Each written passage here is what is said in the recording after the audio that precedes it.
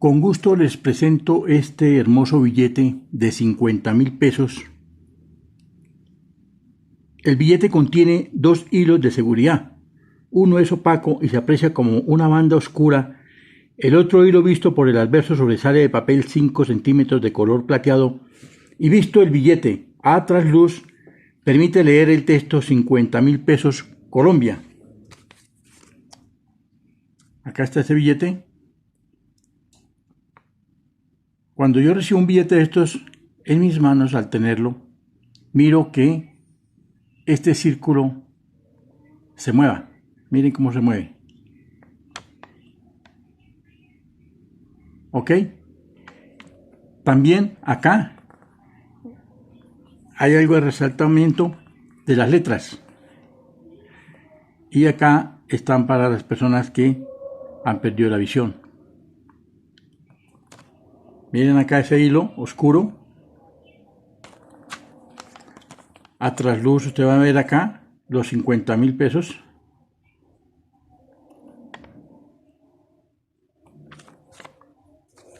Acá va a encontrar también estos colores que se mueven, vean, brillantes. Este billete es muy falsificado.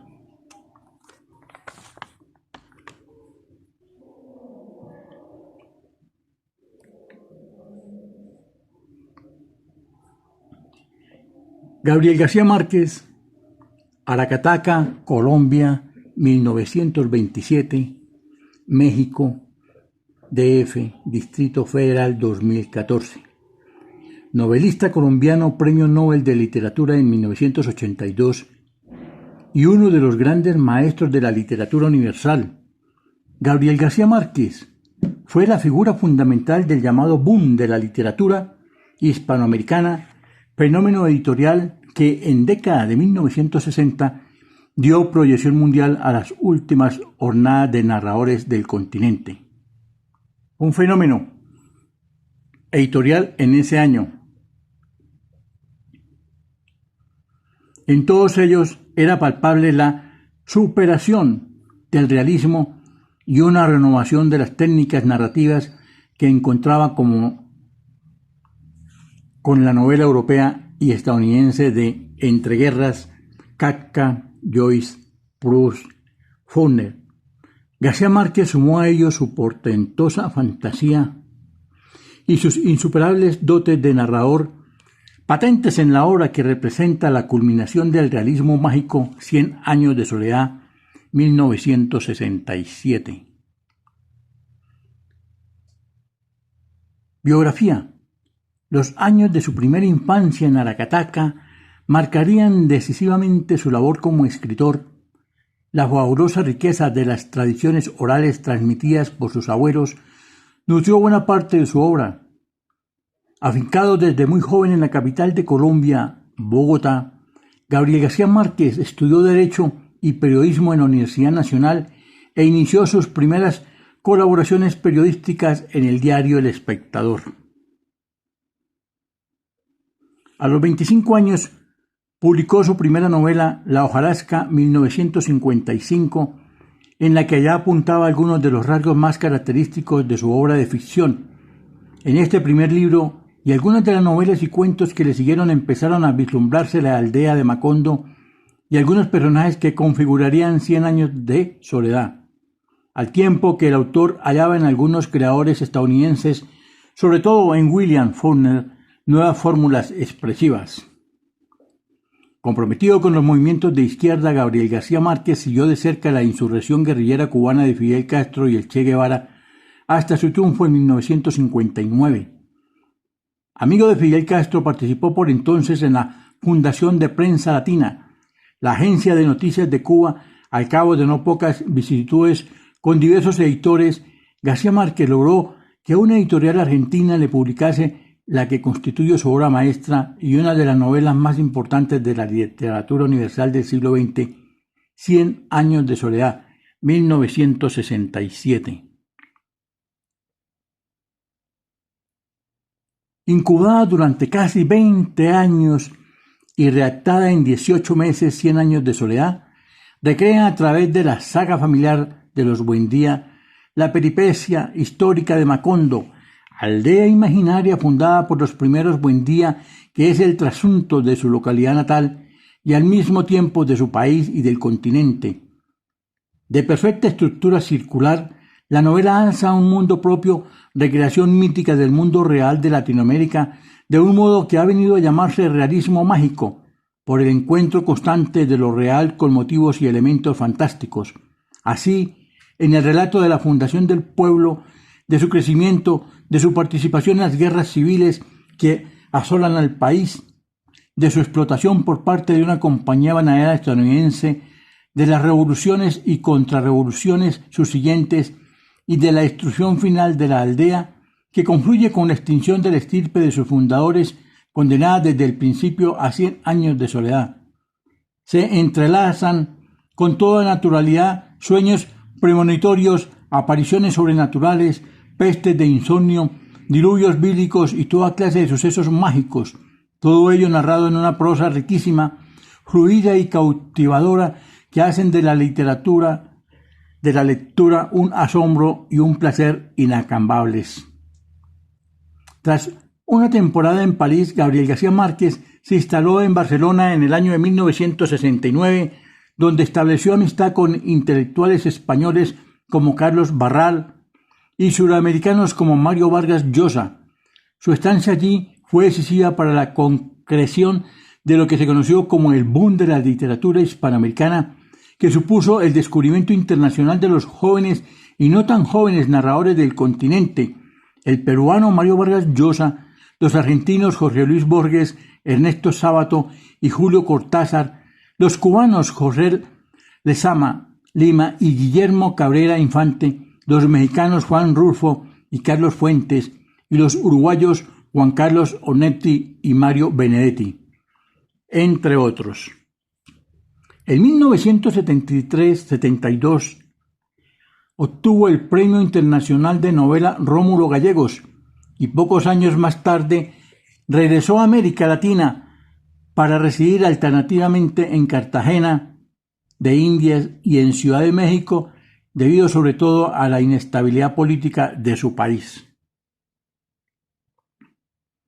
Con anterioridad a 100 años de soledad, García Márquez había esbozado el mundo de Macondo en novelas como La hojarasca, 1955, y El coronel no tiene quien le escriba, 1961, y también en colecciones de relatos como Los funerales de la Mamá Grande, 1962, Mamá Grande, 1962. Después de 100 años, su narrativa despojaba en mayor o menor medida de elementos fantásticos. Mantuvo un altísimo nivel.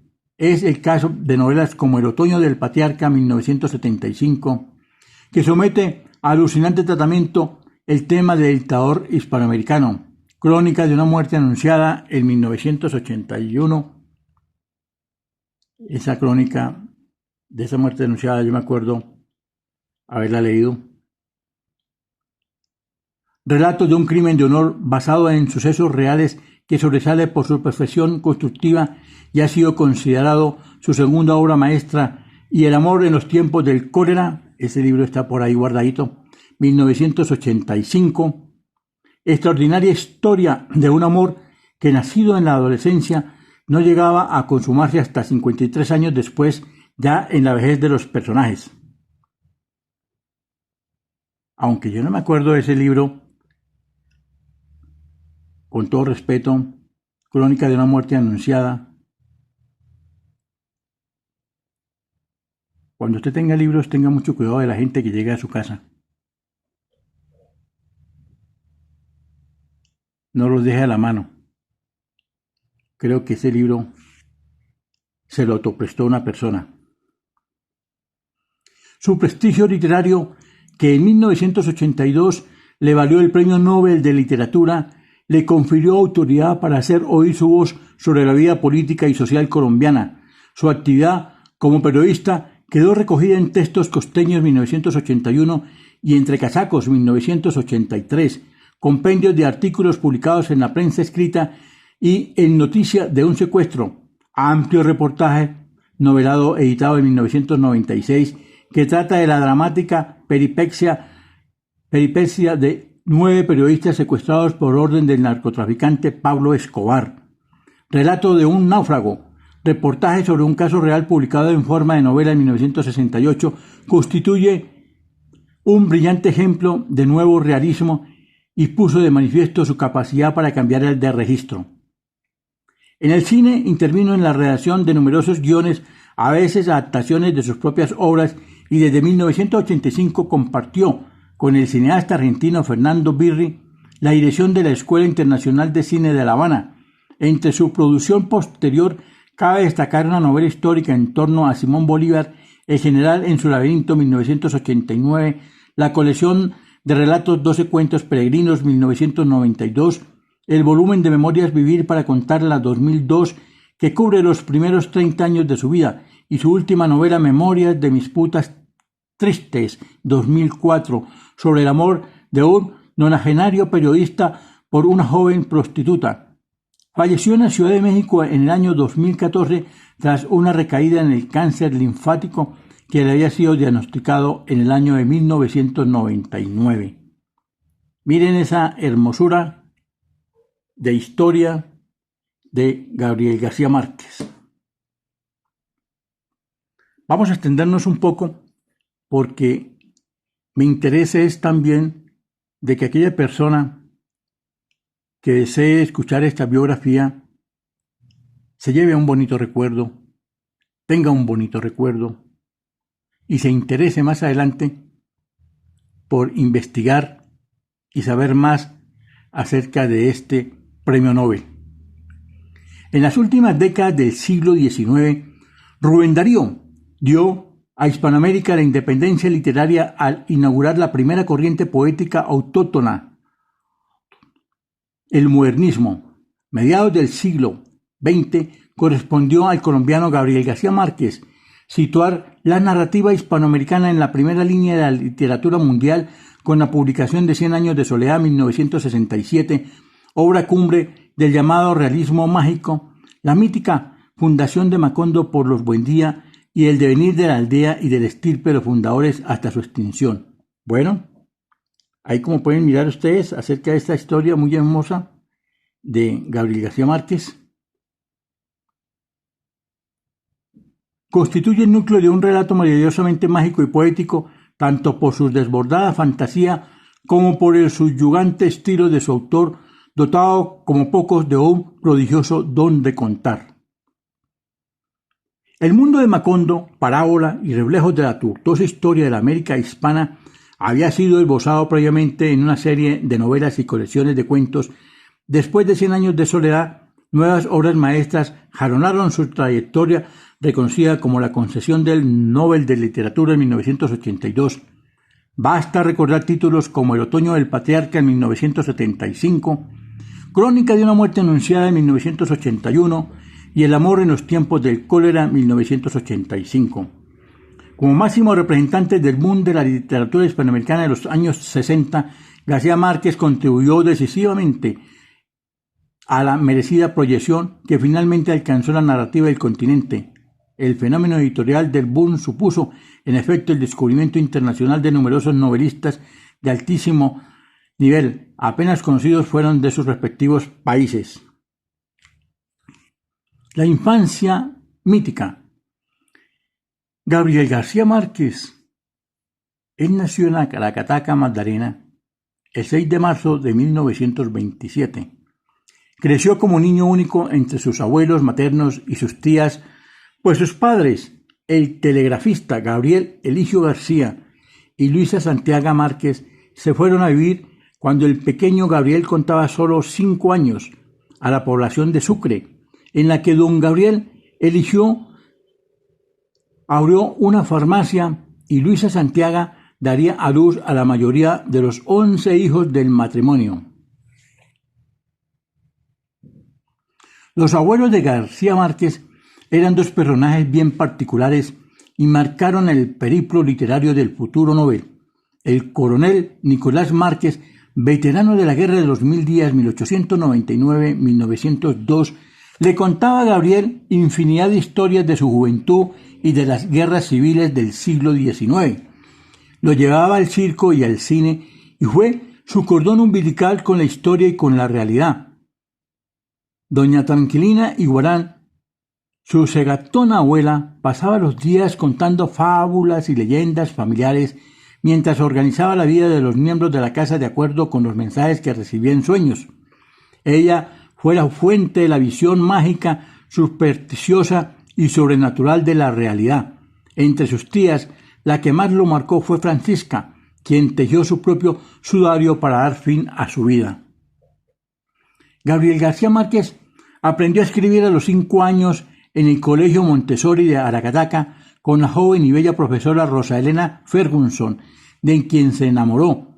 Fue la primera mujer que lo perturbó. Cada vez que se le acercaba le daban ganas de besarla y solo por el hecho de verla iba con gusto a la escuela. Rosa Elena le inculcó la puntualidad y el hábito de escribir directamente en las cuartillas sin borrador.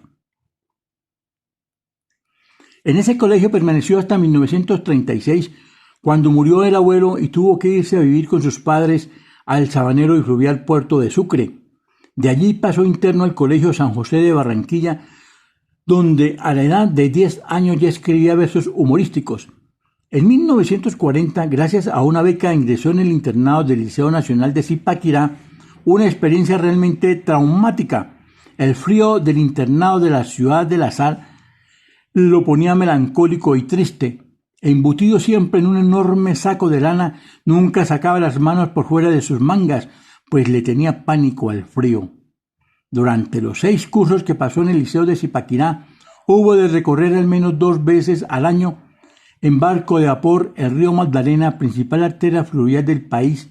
Esta experiencia, acaso la última, remarcable, y sobre todo aquella asombraba primera infancia en Aracataca hasta los 9 años, con el incontenible aluvión de historias y leyendas oídas de sus abuelos y sus tías, configuran el sustrato mítico del que García Márquez partiría para la composición de 100 años de soledad y la mayor parte de sus obras. En Zipaquirá tuvo como profesor de literatura entre 1944 y 1946 a Carlos Julio Calderón Hermida, a quien en 1955, cuando publicó La hojarasca, le obsequió con la siguiente dedicatoria: a mi profesor Carlos Julio Calderón Hermida, a quien se le metió en la cabeza esa vaina de que yo escribiera, 8 meses antes de la entrega del Nobel, en la columna que publicaba en 15 periódicos de todo el mundo. Gabriel García Márquez declaró que Calderón Hermida era el profesor ideal de literatura. En los años de estudiante en Zipaquirá, Gabriel García Márquez se dedicaba a pintar gatos, burros y rosas y a hacer caricaturas del rector y demás compañeros de curso. En 1945 escribió unos sonetos y poemas octosílabos inspirados en una novia que tenía. Son uno de los pocos intentos del escritor por versificar. En 1946 terminó sus estudios secundarios con magníficas calificaciones. Estudiante de leyes. En 1947, presionado por sus padres, se trasladó a Bogotá para estudiar Derecho en la Universidad Nacional, donde tuvo como profesor Alfonso López Michelsen y se hizo amigo de Camilo Torres Restrepo. La capital del país fue para García Márquez la ciudad del mundo y la conoció casi todas. Que más lo impresionó, pues era una ciudad gris, fría, donde todo el mundo se vestía con ropa muy abrigada y negra. Al igual que en Zipaquirá, García Márquez se llegó a sentir como un extraño en un país distinto al suyo. Bogotá era entonces una ciudad colonial, de gentes introvertidas y silenciosas, todo lo contrario al Caribe, en donde la gente sentía la presencia de otros seres fenomenales, aunque estos no estuvieran allí. Mire que estamos hablando del año 1947. Yo llegué por primera vez aquí a Bogotá en el año 1973 y se sentía un frío penetrable. Eso sí era una nevera en esa época. Pero yo me acuerdo que yo salía a veces de noche en camiseta.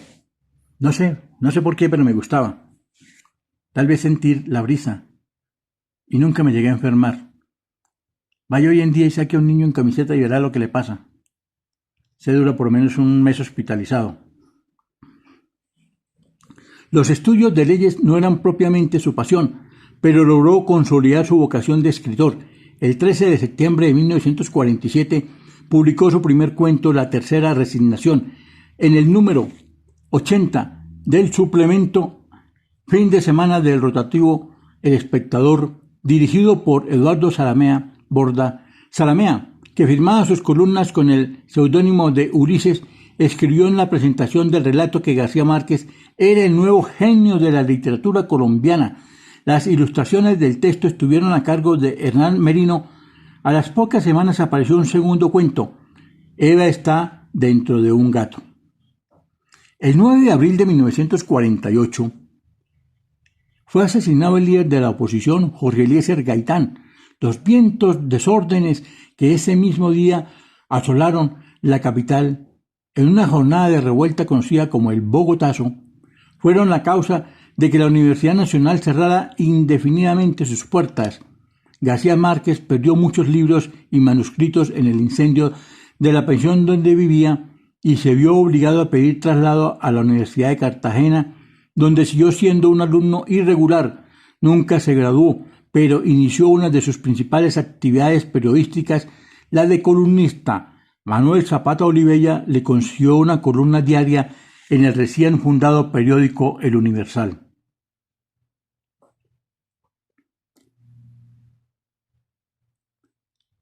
El Grupo de Barranquilla.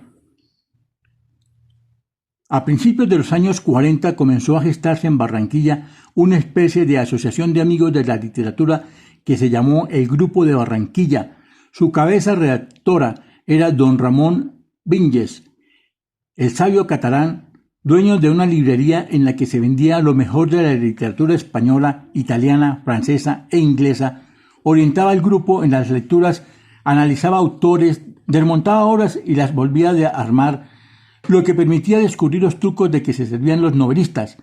La otra cabeza era José Félix Fuenmayor, que proponía los temas y enseñaba a los jóvenes escritores en ciernes, Álvaro Cepeda Zamudio, Alfonso Fuenmayor y Germán Vargas, entre otros, la manera de no caer en lo folclórico.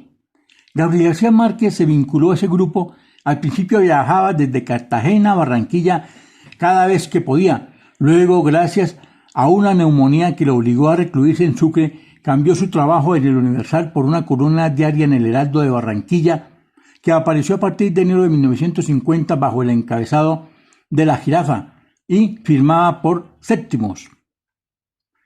En el periódico barranquillero trabajaban también Cepeda Zamudio, Vargas y Fuenmayor. García Márquez escribía, leía y discutía todos los días con los tres redactores.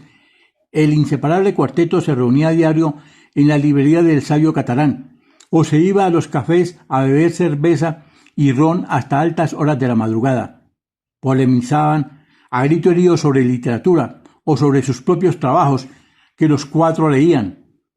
Hacían la disección de las obras de Daniel Defoe, John Dos Passos, Albert Camus, Virginia Woolf y William Faulkner, escritor este último de gran influencia en la literatura de ficción de América Latina y muy especialmente en la de García Márquez. En el famoso discurso La soledad de América Latina, que pronunció con motivo de la entrega del Premio Nobel en 1982, el colombiano señaló que William Faulkner había sido su maestro. Sin embargo, García Márquez nunca fue un crítico ni un teórico literario, actividades que además no fueron de su predilección. Siempre prefirió contar historias. En la época del Grupo de Barranquilla, García Márquez leyó a los grandes escritores rusos, ingleses y norteamericanos y perfeccionó su estilo directo de periodista, pero también en compañía de sus tres inseparables amigos analizó con cuidado el nuevo periodismo norteamericano. La vida de esos años fue de completo desenfreno y locura. Fueron los tiempos de La Cueva, un bar que pertenecía al dentista Eduardo Vila Fuenmayor y que se convirtió en el sitio mitológico en el que se reunían los miembros del Grupo de Barranquilla a hacer locuras. Todo era posible allí, hasta las trompadas entre ellos mismos. Yo me acuerdo de una historia que leí acerca de Gabriel García Márquez y algo que pasó con la esposa de Vargas Llosa. No quiero ser chismoso, investiguen ustedes. También fue la época en que vivía en pensiones de mala muerte, como el Rascacielos, un edificio de 4 pisos ubicado en la calle del Crimen que alojaba también un prostíbulo. Muchas veces no tenía el peso con 50 para pasar la noche. Entonces le daba al encargado sus mamotretos, los borradores de la hojarasca, y le decía: quédate con estos mamotretos que valen más que la vida mía. Por la mañana te traigo plata y me los devuelves. Los dejaba en consignación, en buenas manos. Los miembros del Grupo de Barranquilla fundaron un periódico de vida muy fugaz, Crónica, que según ellos sirvió para dar rienda suelta a sus inquietudes intelectuales. El director era Alfonso Fuenmayor, el jefe de redacción Gabriel García Márquez, el ilustrador Alejandro Obregón, y sus colaboradores fueron, entre otros, Julio Mario Santo Domingo, Meira del Mar, Benjamín Sarta, Juan B. Fernández y Gonzalo González. Periodismo y literatura. A principios de 1950, cuando ya tenía muy adelantada su primera novela titulada entonces La Casa, acompañó a doña Luisa Santiago al pequeño caliente y polvoriento Aracataca, con el fin de vender la vieja casa en donde se había criado. Comprendió entonces que estaba escribiendo una novela falsa, pues su pueblo no era siquiera una sombra de lo que había conocido en su niñez. A la obra en curso le cambió el título por La hojarasca, y el pueblo ya no fue Aracataca, sino Macondo, en honor a los corpulentos árboles de la familia de las bombáceas, comunes en la región y semejantes a las ceibas, que alcanzaban una altura de entre 30 y 40 metros. Aprovecho para darle las gracias por estar conmigo, estar leyendo esta fascinante historia de Gabriel García Márquez. Creo que falta un poquito más y vamos a terminarla. En febrero de 1954, García Márquez se integró en la redacción del Espectador, donde inicialmente se convirtió en el primer columnista de cine del periodismo colombiano y luego en brillante cronista y reportero. El año siguiente apareció en Bogotá el primer número de la revista Mito, bajo la dirección de Jorge Gaitán Durán. La publicación duró solo 7 años, pero fueron suficientes por la profunda influencia que ejerció en la vida cultural colombiana para considerar que Mito señala el momento de la aparición de la modernidad en la historia intelectual del país, pues jugó un papel definitivo en la sociedad y en las culturas colombianas. Desde un principio se ubicó en la contemporaneidad y en la cultura crítica. Gabriel García Márquez publicaría 3 trabajos en la revista: un capítulo de La hojarasca, el monólogo de Isabel viendo llover en Macondo 1955, y la novela breve El coronel no tiene quien le escriba 1958. En realidad, el escritor siempre ha considerado que Mito fue trascendental. En alguna ocasión dijo a Pedro Gómez Valderrama: en Mito comenzaron las cosas.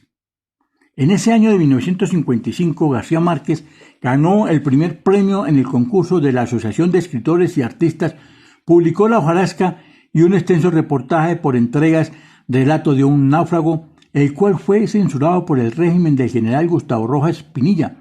La dirección del Espectador decidió que Gabriel García Márquez saliera del país rumbo a Ginebra para cubrir la conferencia de los 4 grandes y luego a Roma, donde aparentemente el Papa Pío XII agonizaba.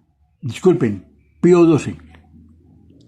En la capital italiana asistió por unas semanas al Centro Experimental di Cinema, rondando por el mundo. 3 años estuvo ausente de Colombia, vivió una larga temporada en París y recorrió Polonia y Hungría, la República Democrática Alemana, Checoslovaquia y la Unión Soviética. Continuó como corresponsal del Espectador, aunque en precarias condiciones, pues si bien escribió 2 novelas, El coronel no tiene quien le escriba y La mala hora, vivía pobre a morir. esperando el giro mensual que el espectador debía enviarle, pero que se demoraba debido a las dificultades del diario con el régimen de Rojas Pinilla.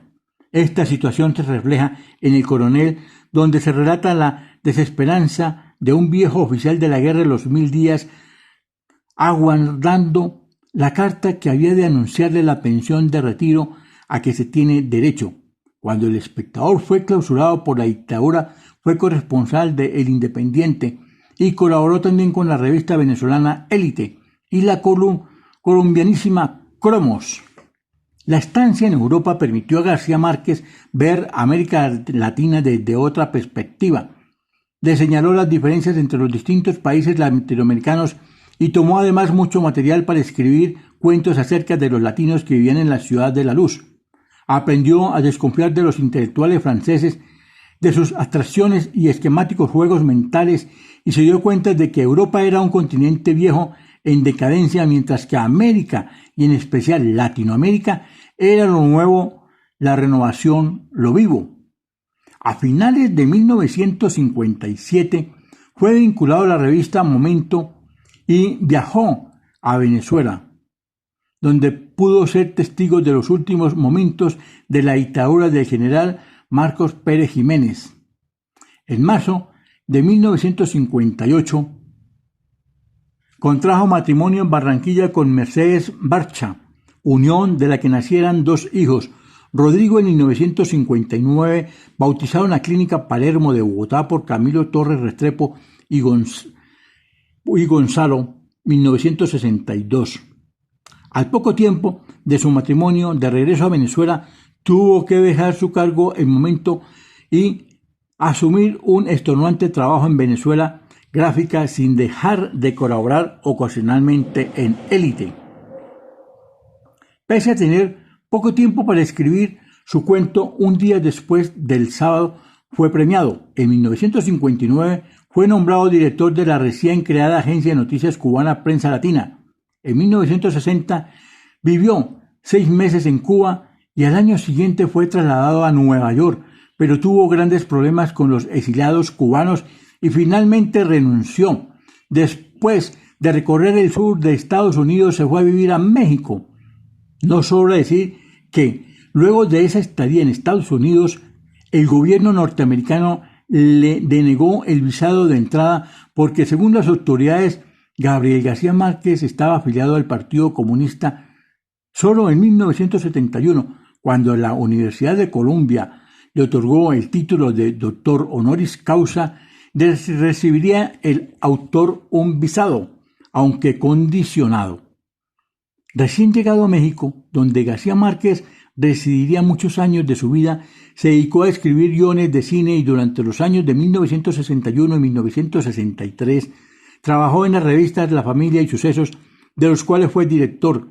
De sus intentos cinematográficos, el más exitoso fue El Gallo de Oro, 1963, basado en el cuento homónimo escrito por Juan Rulfo, que García Márquez adaptó con el también escritor Carlos Fuentes. El año anterior había obtenido el premio ESSO de novela colombiana con La Mala Hora en 1962. La consagración. Un día de 1966, en que se dirigía desde Ciudad de México al balneario de Acapulco, Gabriel García Márquez tuvo la repentina visión de la novela que había venido rumiando durante 17 años. Consideró que ya la tenía madura. Se sentó a la máquina de escribir y trabajó 8 y más horas diarias durante 18 meses seguidos, mientras su esposa se ocupaba del sostenimiento de la casa.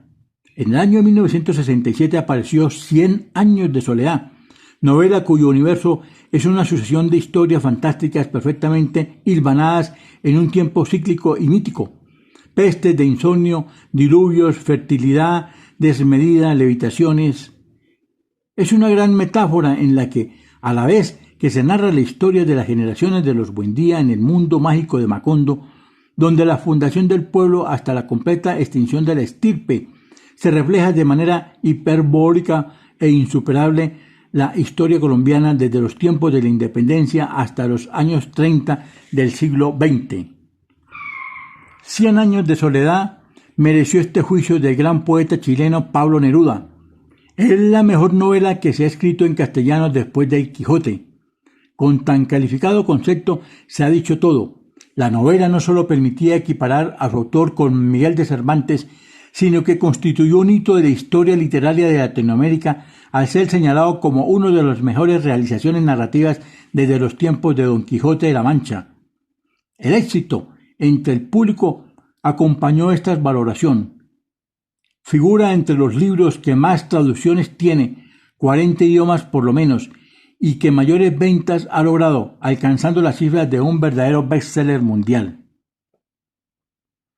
El éxito de 100 años de soledad situó a García Márquez en la primera línea del boom de la literatura hispanoamericana y supuso el espaldarazo definitivo para aquel fenómeno editorial que desde principios de los años 60 estaba dando a conocer al mundo la obra de los nuevos y no tan nuevos narradores del continente, los argentinos Jorge Luis Borges, Ernesto Sábato y Julio Cortázar, el peruano María Vargas Llosa, los uruguayos Juan Carlos Onete y Mario Benedetti, el chileno José Donoso, el paraguayo Augusto Roa Bastos, el guatemalteco Miguel Ángel Asturias, los cubanos Alejo Carpentier, José Lezama Lima y Guillermo Cabrera Infante, y los mexicanos Juan Rulfo y Carlos Fuentes.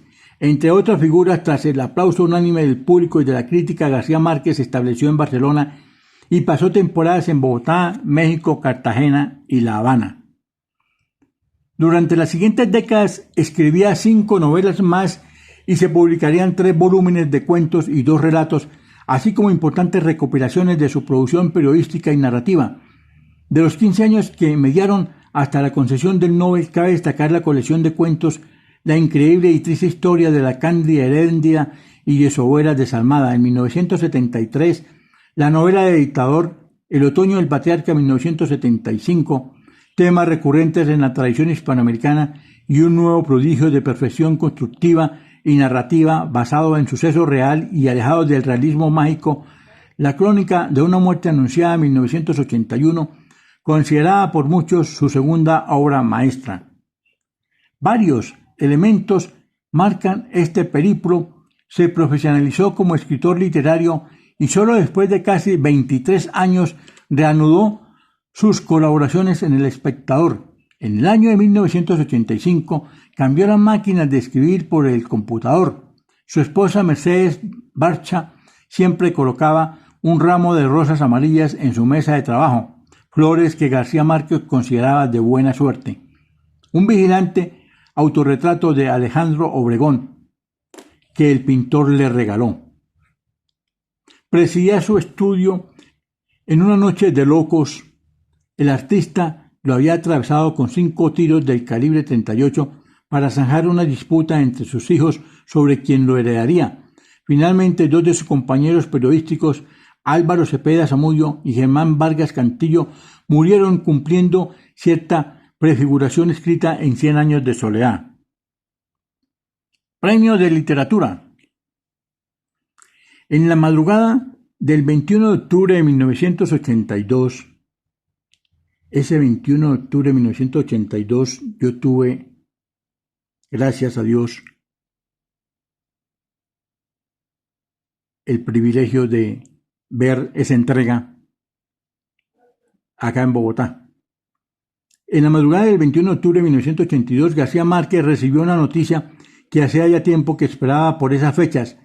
La Academia Sueca acababa de otorgarle el ansiado Premio Nobel de Literatura.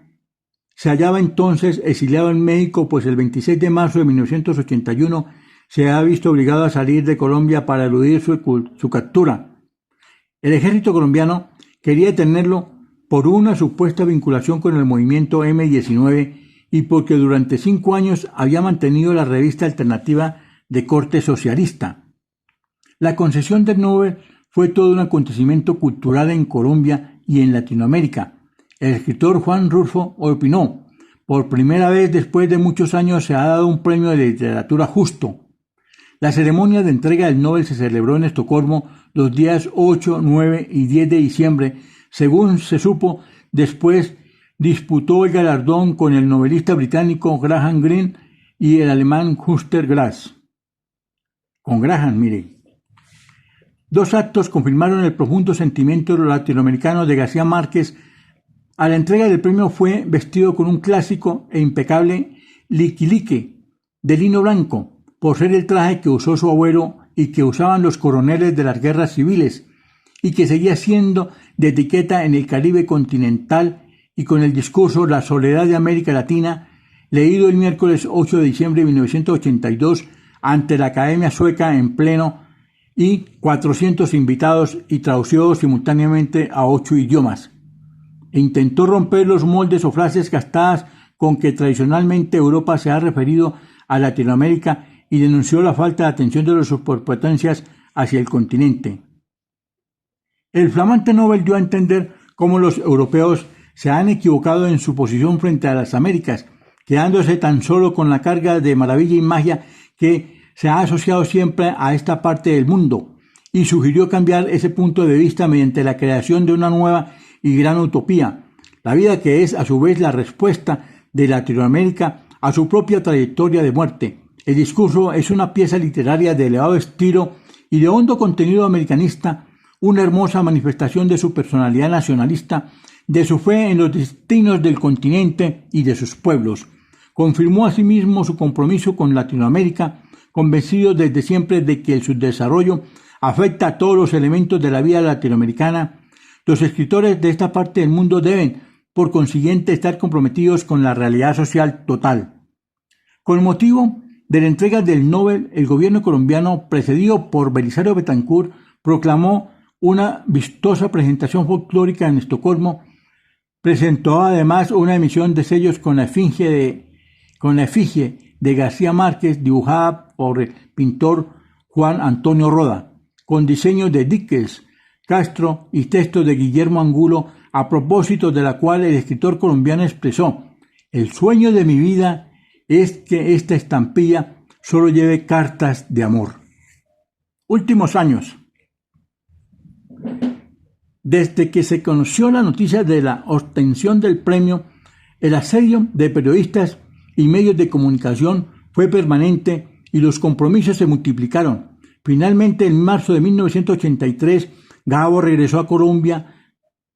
En Cartagena lo esperaba su madre, doña Luisa Santiago Márquez de García, en su casa del Callejón de Santa Clara, en el tradicional barrio de Manga, con un suculento sancocho de 3 carnes, salada, cerdo y gallina, y abundante dulce de guayaba. Después del Nobel, García Márquez se ratificó como figura rectora de la cultura nacional, latinoamericana y mundial. Sus conceptos sobre diferentes temas ejercieron fuerte influencia.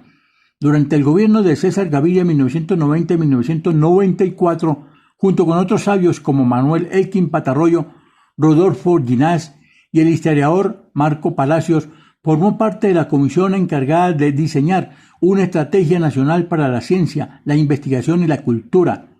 Pero acaso una de sus más valientes actitudes fue el apoyo permanente a la Revolución Cubana y a Fidel Castro.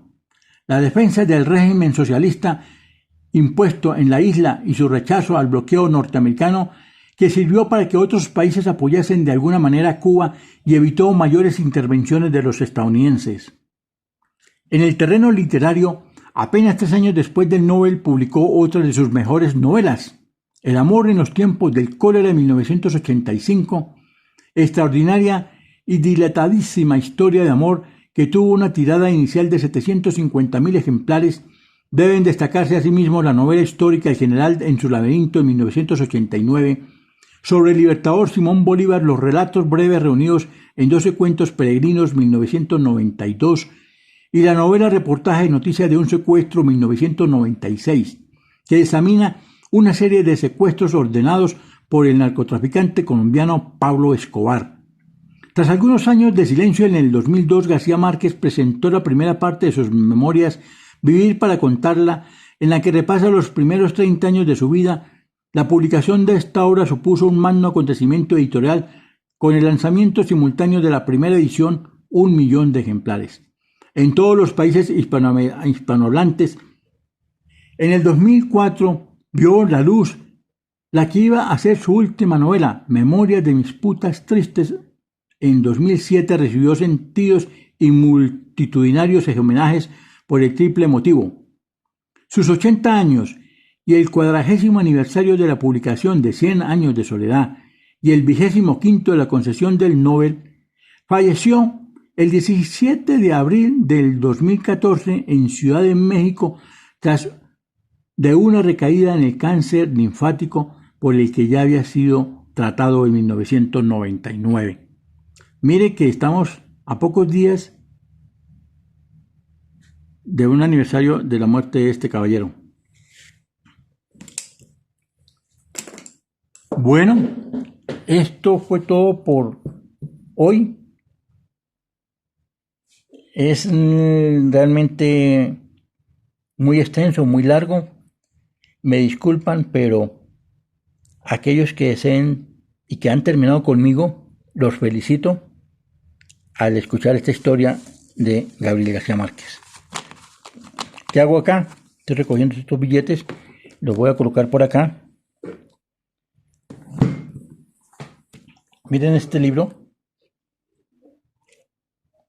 Es una edición conmemorativa 1967-1997. La número 291. No sé cuántas se hicieron, creo que unas 1000.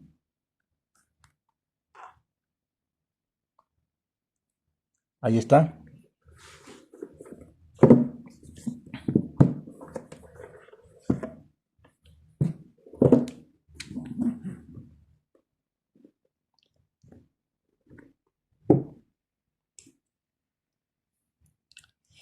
Gabriel García Márquez, 100 años de soledad.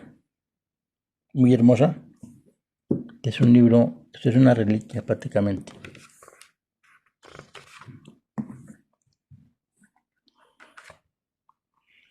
Esta edición conmemorativa de los 30 años de la publicación de 100 años de soledad consta de 100 ejemplares en cuadernos en becerro, números del 1 al... bueno, realmente no sé qué pasó, numerados, y al C, y firmados por el autor. 400 ejemplares encuadernados en becerro y numerados del 101 al 500. Desde el 1 al 100, este es el 101 al 500. Y 4.500 ejemplares encuadernados en tela. Ejemplar número 291.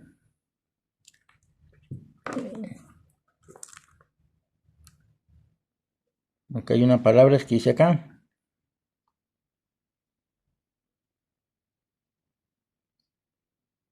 Taller La Entenalla.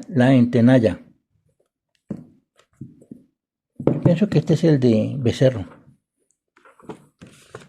Gabriel García Márquez, 100 años de soledad.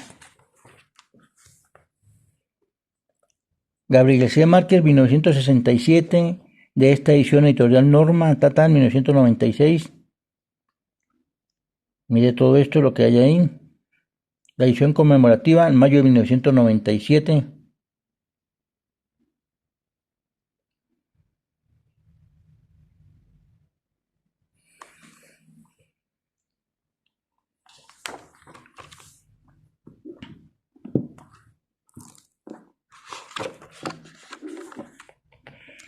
Esta edición conmemorativa se terminó de imprimir el 5 de mayo de 1997 en los talleres de Cargapins S.A., Imprelibro Santander de Quilichao, Colombia. Miren esta hermosura. 100 años de soledad. Yo he leído algunos capítulos de esto. Acá tengo donde voy. Mira, que les voy a narrar acá un poquito, ¿vale? Muchos años después, frente al pelotón de fusilamiento del coronel Aureliano Buendía, había de recordar aquella tarde remota en que su padre lo llevó a conocer el hielo. Macondo era entonces una aldea de 20 casas de barro y caña brava construidas a la orilla de un río de aguas diáfanas que se precipitaban por un lecho de piedras pulidas, blancas y enormes como huevos prehistóricos. El mundo era tan reciente que muchas cosas carecían de nombre, y para mencionarlas había que señalarlas con el dedo. Todos los años, por el mes de marzo, una familia de gitanos desarrapados, me disculpan, qué pena, pero ya está un poco tarde, no alcanzó muy bien para leer. Bueno, el Señor Jesucristo los bendiga. Gracias por llegar hasta el minuto 50.